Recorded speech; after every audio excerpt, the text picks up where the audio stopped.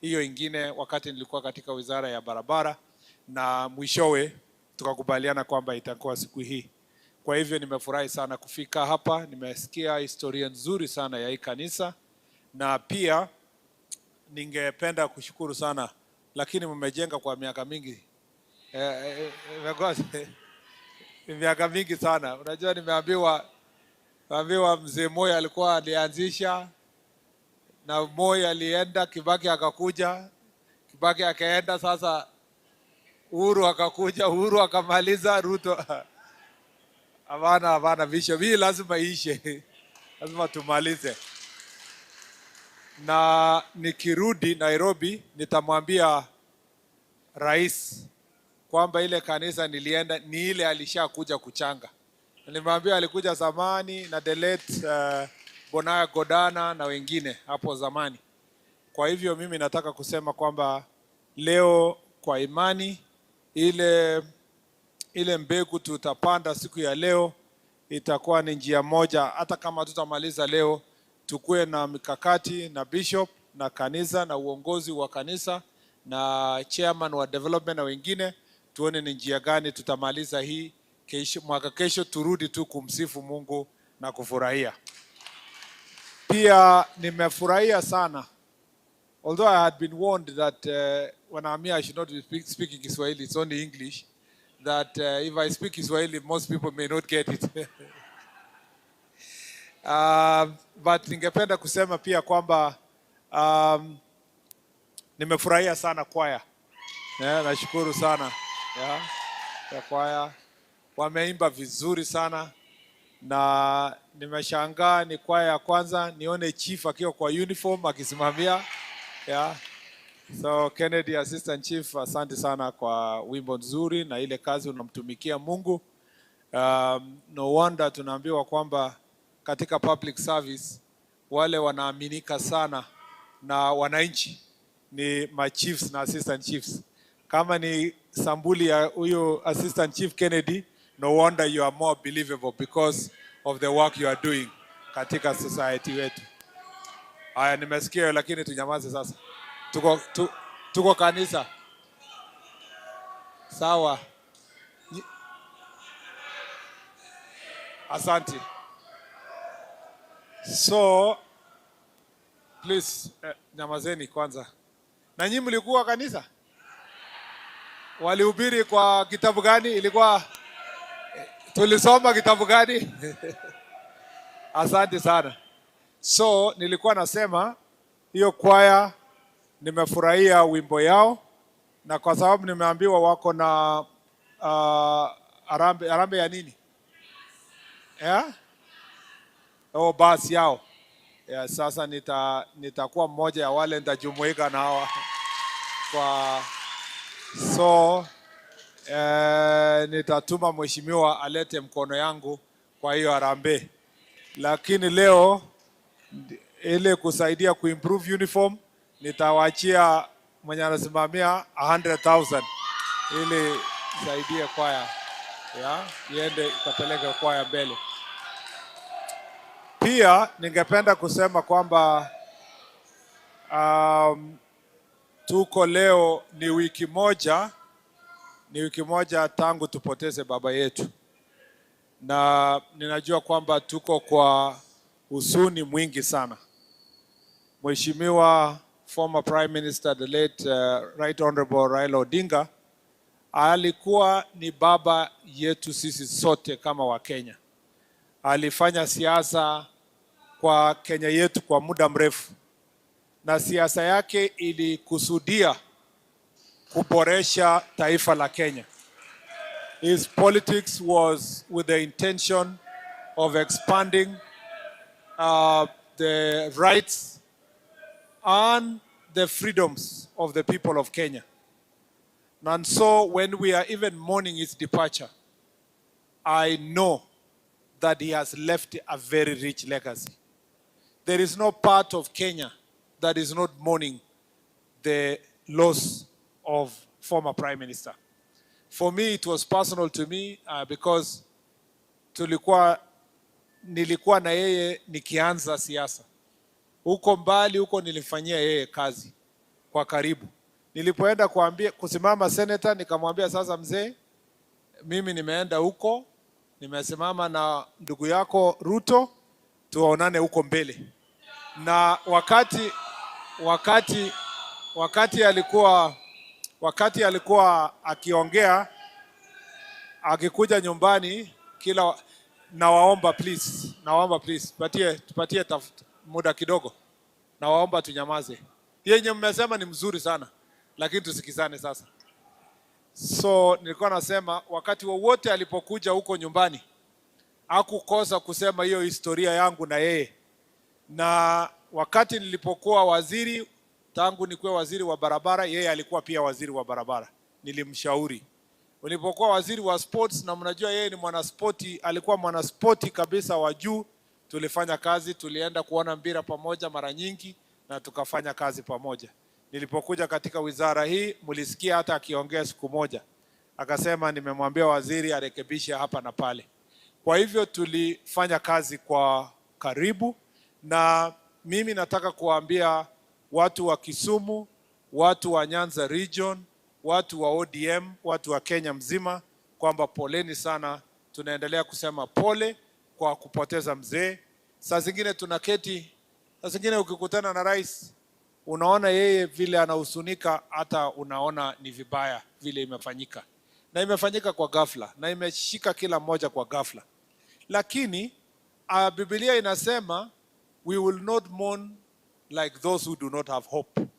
So we have hope that even in the seed that has died, that's the tree that will grow out of Raila's death will continue uniting our country.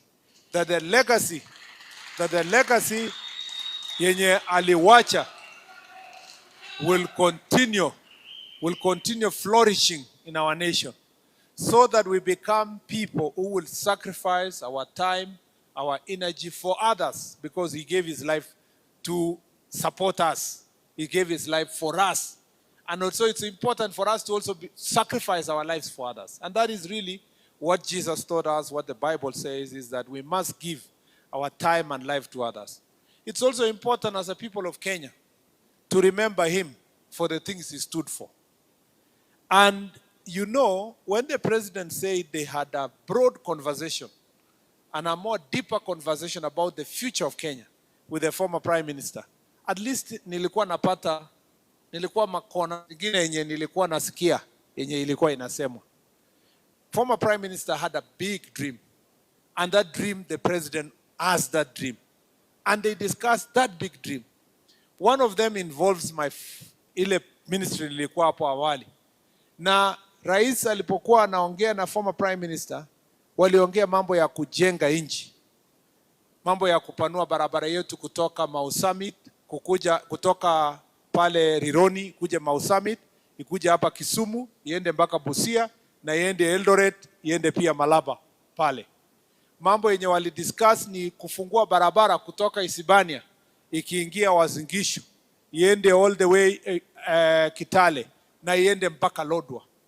Dualing our highways kutoka Namanga ikuje Nairobi, na kutoka Nairobi, kutoka Nyeri iende all the way to Moyale, na ile ya kutoka sasa pale Isiolo iende all the way to Mandera, na ile ya kutoka kule Lamu ifungue njia ikuje mpaka Garissa, na ile ya kutoka Mombasa kuja Nairobi.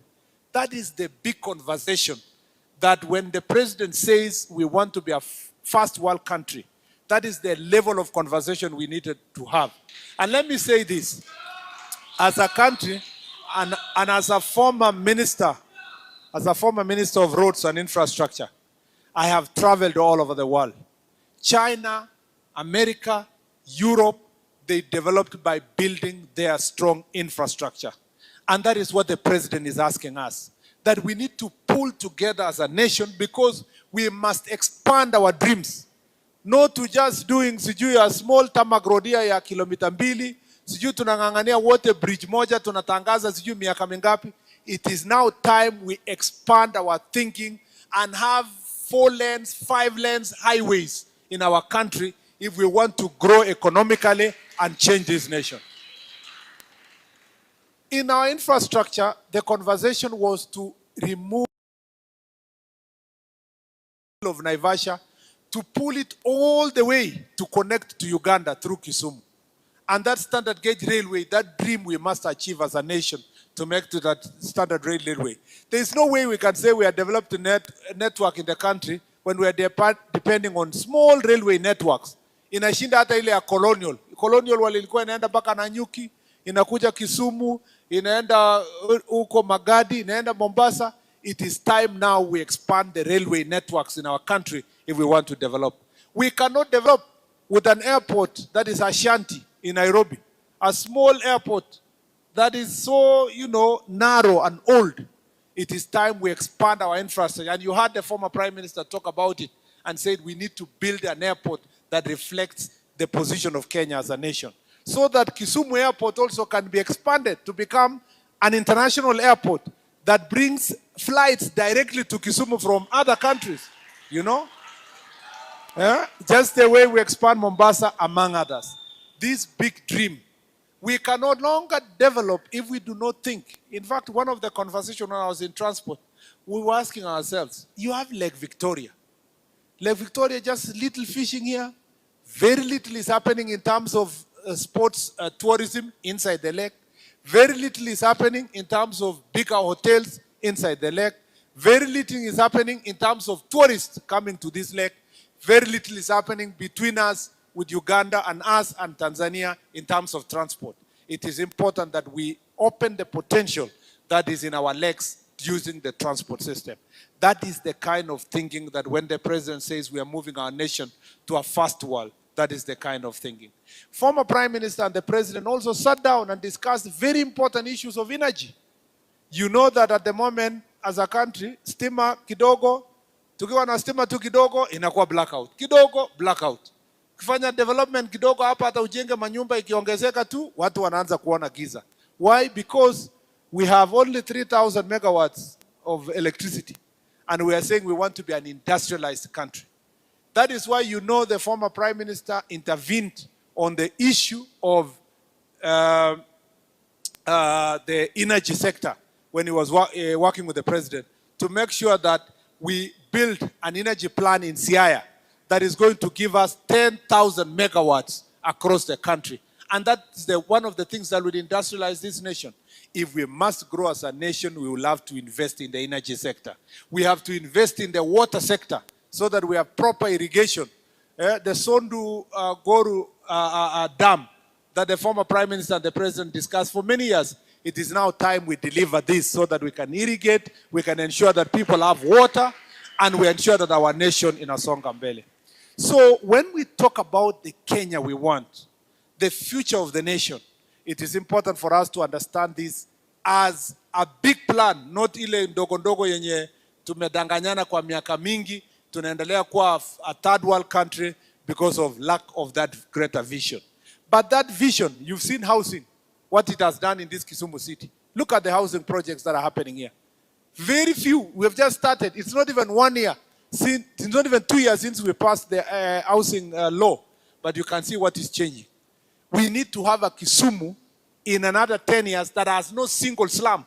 That everybody lives in a house of dignity and it's affordable so that people can live in dignity in an house that has electricity, it has water, that they can be able to afford a living as the citizens of this country.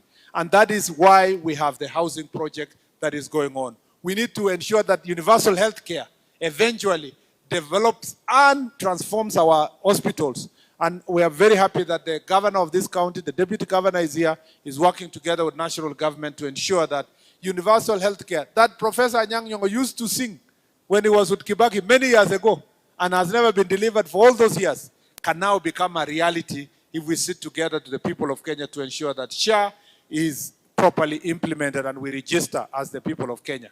I am sure that you are supporting the president by registering SHA, Wangapi wameregister kwa SHA hapa, including myself, yeah? It is important that we work together to change the lives of the people of Kenya by investing in the right sector. Kwa hivyo ndugu zangu, tukiwa hapa Kisumu na tukiwa kama wa Kenya, mimi nawaomba katika security sector nilikuja hapa kwa jukwaa la usalama. Tukakubaliana kwa mambo kadhaa. Mambo hayo kadhaa tulikubaliana, tulisema tunataka kuweka usalama katika nchi yetu. Tuliongea kwa mambo ya madawa ya kulevya na mihadarati na pombe haramu. Na tulikubaliana kwamba lazima Chief, Assistant Chief, our OCSs work together to get rid of all these vices that are destroying our young people. Mumeona jana kwamba kwa sababu ya ukakamavu na ile resolve ya president pamoja na jeshi yetu na polisi wetu including the Coast Guard, mumeona kwamba tumeshika madawa ya kulevya kutoka high seas ambao Iranians walikuwa wanatembeza huko karibu na maji yetu ya up to 10 billion shillings, worth 10 billion shillings.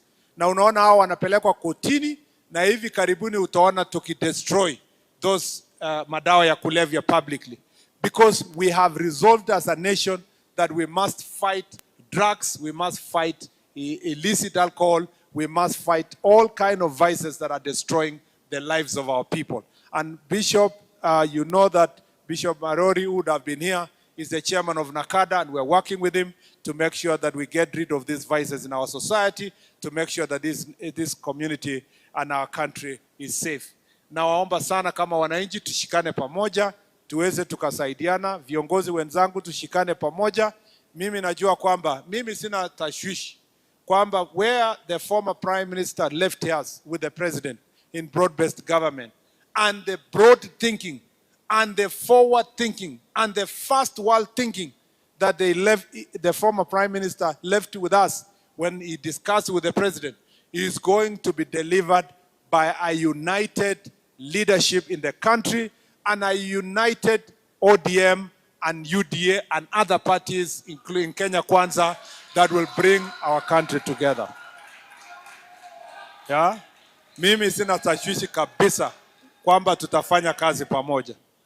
Mimi najua governor ya hapa, Professor Anyang' Nyong'o, is a professor, he is also a thinker, he is a policy expert, na atasaidiana na rais na wengine kuhakikisha kwamba those ideas are put in proper context and are implemented for the benefit of people of Kenya. Mimi najua professor hapa, unajua huku hapa kila mtu ni professor, daktari, professor. Mimi na Kawanjiko peke yake ndio hatuna title, ndio tumetoka mbali. Professor Ojenda ambaye ni rafiki yangu na tulifanya kazi pamoja, and I am very happy with the work he's doing in the Senate and working with the President, and I believe that with his leadership we are going to move our Senate forward and our region forward. Our Deputy Governor here, working with our governor, as I have said, is also a forward-thinking leader, and are going to work together to ensure that things are moving forward. Our MP, Mr. Joshua, is going to also, Dr. Joshua mwenyewe, atakuwa the real Joshua in the Bible, to make sure that we work together to move to Canaan. Kwa hivyo, we work together as a team. Ruth ameongea kwa hapa, and we continue praying for her and the family. We continue praying for the family of mzee wetu Raila Odinga, Mama Aida, her children, her in-laws, Oburu Odinga, with the responsibility given by ODM and also the responsibility he has in his family. We'll continue praying for them, standing with them, supporting them, because their brother supported Kenya. We have an obligation to support also his family, to ensure that, and to encourage other Kenyans who will sacrifice in future going forward, to know that when you sacrifice for Kenya, the rest of Kenyans will stand with their family. The last thing I'd like to say is that as a nation, as we go to a political period, ninawaomba sana kwamba tushikane pamoja. I want to request that the politics of hatred, the politics of tribalism, the politics of, fighting each other, I want to request leaders that let us pull together. Let's work as a team. Let us make sure that Kisumu, Nyanza, Kenya is coming together. Let us compete when it comes to ideas. If you have a better idea, then the good idea will give way to your better idea. Let us compete not using propaganda and hatred and tribalism, let us talk about my policy as against your policy proposal and see how we can bring Kenya together. And Bishop, that is the direction we are going. I know it's an exam period now, and our children are doing exam in Form 4, and also those who are doing Year 9 exams. I want to wish them every success in the exams, and I want to assure you that the Ministry of Interior is on standby to support, providing security support, providing also logistical support.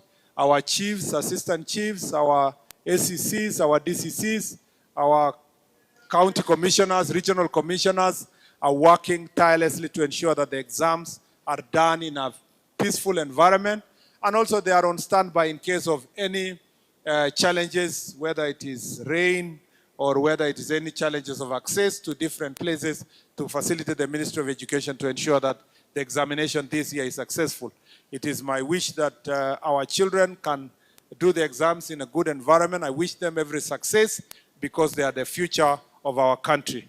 The last thing I would like to say is that I want to thank the RC here and the county commissioner and the chiefs who are here and the assistant chiefs for the good work they are doing. You have a full support of the ministry. You have the full support of His Excellency the President. And I want to assure you that with the work you are sacrificing to make sure that matters of agriculture succeed. Thank you very much for the registration of farmers. You know that His Excellency the President has invested in farmers very well. Mnajua kwamba sasa fertilizer inapatikana. Mnajua sugar sector now has been revived, you know, and it is back to its feet and it is thriving. We want to ensure that all the agriculture sector, the irrigation scheme that we have here for rice, and all the other cotton sector that the President is working on, this is the dream that we must have. We must be a nation that feeds itself, but we must also commercialize agriculture to the level where we can export the produce that we have from the agricultural sector. And this kind of thinking comes together when our administrators also work with the people to ensure that it becomes a success. Kwa hivyo nimekuja hapa, nimefurahi sana, hata kama tuko na huzuni kwa kupoteza mzee wetu, nimefurahi mmetukaribisha, na ninafurahi kwa utulivu mko nayo na umoja yenye mko nayo na upendo mko na kila mmoja wetu. Na kama tukiendelea kufanya kazi na viongozi hawa, kama vile Kawanjiko, mmeona yule kijana, huyo ni mbunge ya kwanza ya UDA, anaitwa John Kawanjiko, John Wanjiko. And he has said rightly that even from Mount Kenya to the lake and from the sea to the valley, we must unite our country kuwe kitu moja. Mtu moja mbili na matamshi yake mbaya haiwezi katufanya sisi tutengane kama wa Kenya. Lazima tuangalie mbele pamoja. Kwa hivyo nawashukuru sana Bishop.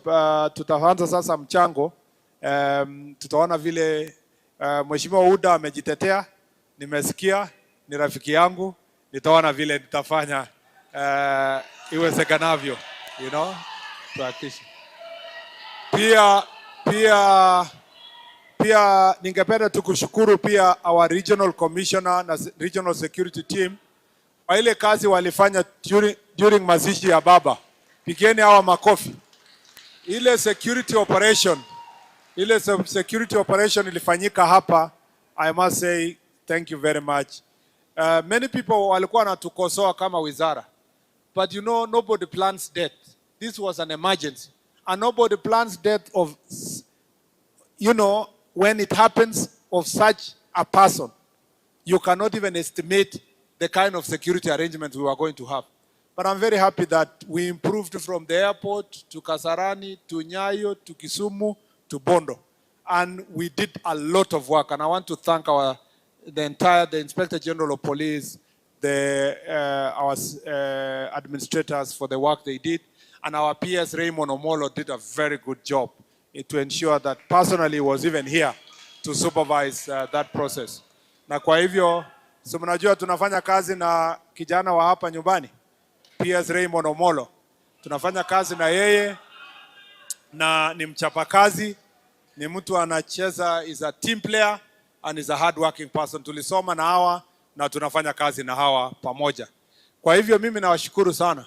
Na PS pia ametuma salamu zake, mnazipokea? Mnapokea salamu za PS Omolo?